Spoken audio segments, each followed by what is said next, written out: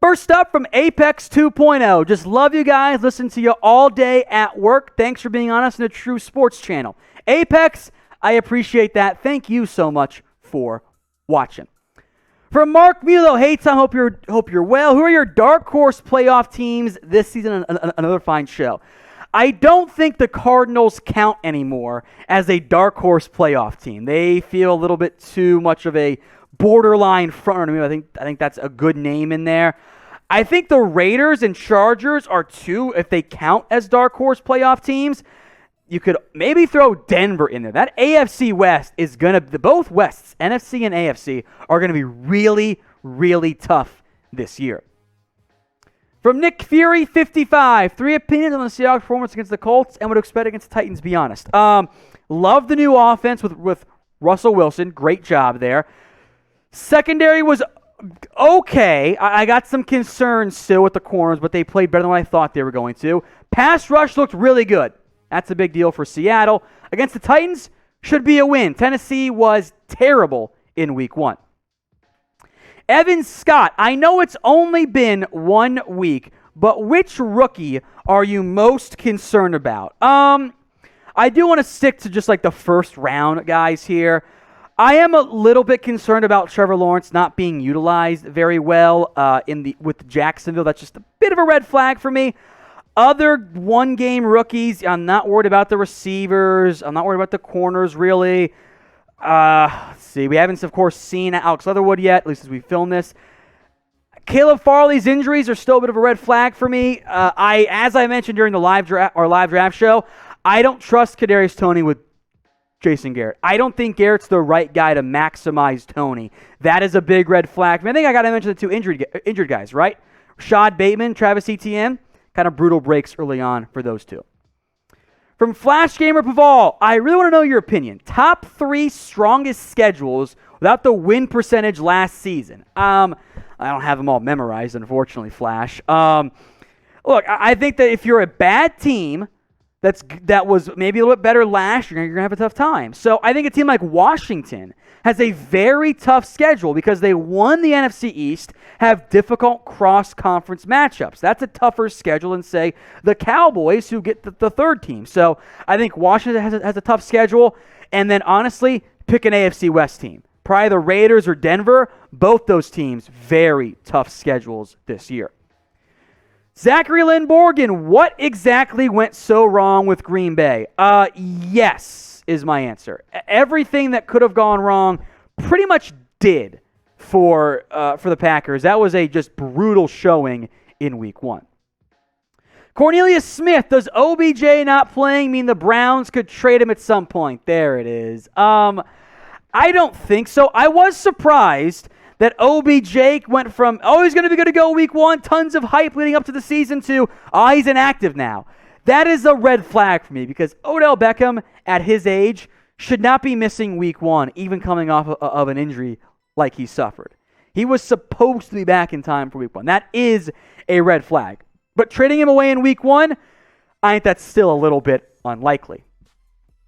Speaking of trades, though, this is your chance to predict a name who you think gets traded in, or let's just say by, the NFL trade deadline. This is the pinned comment on today's video. So we get the ad break here on YouTube, scroll on down, or get your votes in. From Dylan XD, what's your opinion on Jameis Winston? Will he continue his performance? That was the most un-Jameis Winston stat line in history. 14 of 20 for under 200 yards. I can't remember the exact number, and 5 scores, plus some yards on the ground. I thought he was great. I hope it continues. I think the competition, in terms of how it actually plays out, will be better moving forward. From Christian Navarro, what went wrong with Ryan Tannehill facing the Arizona Cardinals? The offensive line was brutal. I mean, Chandler Jones by himself ruined that game for Tennessee's offense. When one player gets 5 sacks, I am blaming the line. Yes, I get it. Sacks are not just an O-line or quarterback stat. They work together. But Chandler Jones destroyed that Titans line. Both those tackles, all the ones that they played in the end, did not fare well, period, for Tennessee. For my poopa says, more washed. Zeke or Saquon? Wow, very, very much a fire take there, as someone had an accident in their pants, apparently. I think in terms of like washed, it's probably Zeke because he's older. I'm not out on either guy yet. The Cowboys did not try to run the football against the great Bucs defense, front seven especially, so I'm not too surprised that Zeke didn't have that much of an impact. Check with me in like 4 or 5 weeks. Then we'll know more about both of those guys. From Flash Gamer Paval, in your opinion with how Week 1 went, who is in the lead for the NFC West to win the conference? I am worried about the Niners' injury issues. Now, I thought they were going to win the division, then the Rams, then the Seahawks, and then the Cardinals. I don't think the Week 1 results are going to drastically change my ordering. I feel a lot better about Arizona. I'm not sure they're the favorites yet, but that is perhaps the best division in football. It is going to be brutal week in and week out. If you're a fan of any of those 4 teams, you should feel pretty good about where you're at right now. Now, if you guys want to have your questions answered on these mailbags, you have to be a part of our live shows. It's the only way. So if you haven't already, hit that big red button and subscribe right now. Apex 2.0, are the Steelers really good, or is Buffalo just playing bad? I think that the Steelers' defense is really good. I truly believe that. I think that defense is going to be top 5, top 3, top whatever this season. I'm not sold yet on the Steelers' offense. I didn't think Big Ben played that great. The ground game really wasn't a big factor, especially if you take out the Chase Claypool play. So defense, yes. Offense, I'm not sure. The Bills did not play well. That is a red flag for them moving forward. Dan233. Jalen Hurts or Joe Burrow? I am still going with Joe Burrow. And that's not even a dig against Jalen Hurts. Hurts played great in Week 1. Very good game plan, great execution. Falcons were garbage. Doesn't matter. Hurts played well. Joe Burrow was just as good. And that 4th down throw by Burrow was insanely clutch. Great bomb to Jamar Chase as well. So, reason to be confident about both guys, but I'm not going to change my mind. I still like Joe Burrow more than Jalen Hurts. From AZ Ashklo, or however you say that one, with a Justin Fields profile pick, should the Bears start Justin Fields Week 2? Oh yeah, big time. I think Justin Fields gives the Bears a more dynamic offense and gives them more chances to win games and make plays. I know the defense is bad in Chicago. I think Fields is your long-term answer, and I think helps you have more success, or at least be more intriguing in the short term as well. If you guys want to bet on the NFL, I made some money betting on the Cowboys plus 10, easy money. Blew my parlay. Thanks, Tennessee. Sometimes you win some, sometimes you lose. You can get a 125% deposit bonus. Chatsports.com/bet. Use the promo code you see on screen. That's NFL Daily for a 125% deposit bonus. From SM, will all 4 NFC West teams make the playoffs? It is technically possible. Now, if the NFC East is bad, that takes them out of the running. I think the NFC South, probably the Saints are going to be in the mix. Maybe one of the NFC North teams in the mix. It is a possibility. It's very, very difficult. A big reason why, y'all play each other. So you're handing out losses even if one team wins. So it is possible.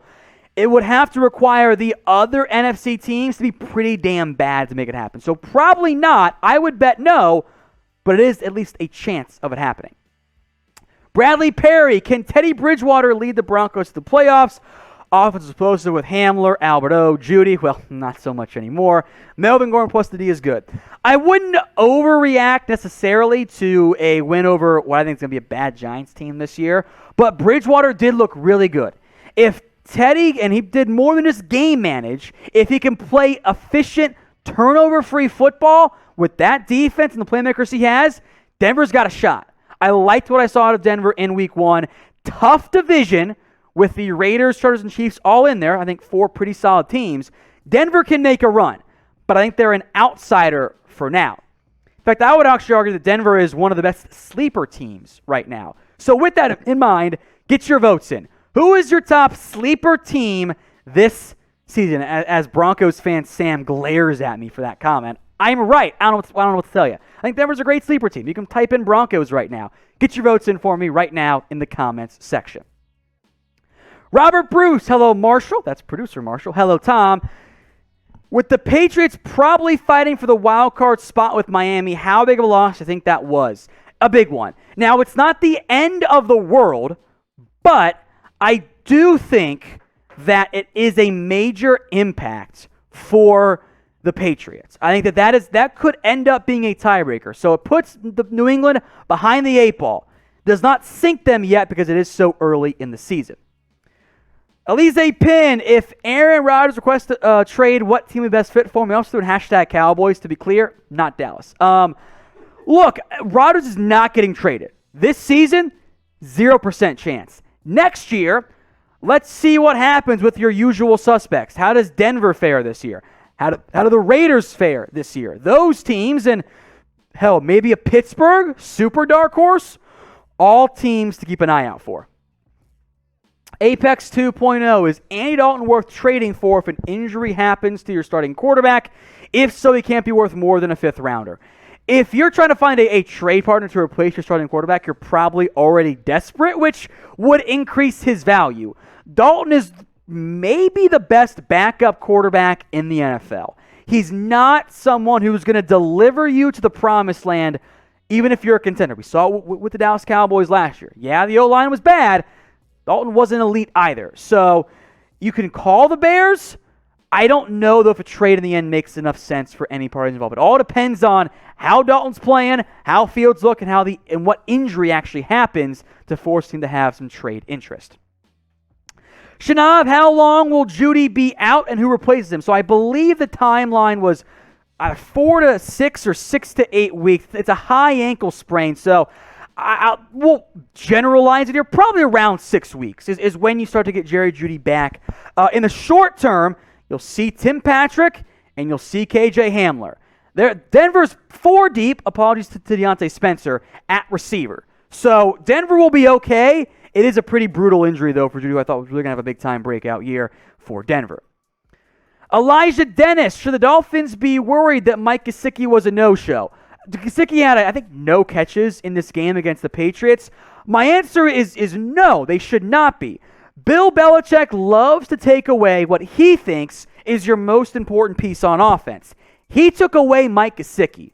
Now, that left other receivers open, etc. And the Dolphins won the game, so no, I'm not going to be concerned. Now, if they couldn't move the ball, period, on offense, different concern. I think Gesicki will bounce back moving forward.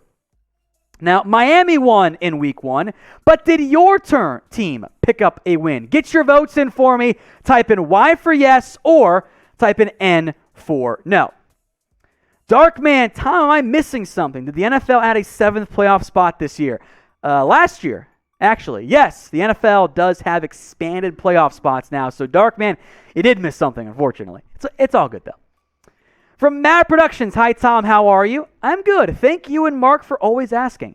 What's going on with Lamar Jackson? I mean, he's Lamar Jackson. If you mean like his contract situation, the Ravens still don't have a deal done. I'm not going to panic yet from that perspective. It's a very weird situation because the Ravens have to negotiate with Lamar Jackson. He is his own agent, so that's what's going on there. I think he's going to be just fine. I think he's going to play very well this year, but it is a big-time looming issue for the Baltimore Ravens. From Greg Barker, what could the Bears do to improve the defense? Love you, by the way. Thank you, Greg. I don't know what the Bears are going to do in terms of the defense. The secondary is not very good. I don't think that team is going to be able to fix their secondary woes. Eddie Jackson has not been the same guy since he came back, or since he got paid, frankly. The corners, I don't think we're that good at entering the year. So all of those things add up, and I'm pretty concerned about where the Bears are at with that defense. I think it's going to be an issue this season.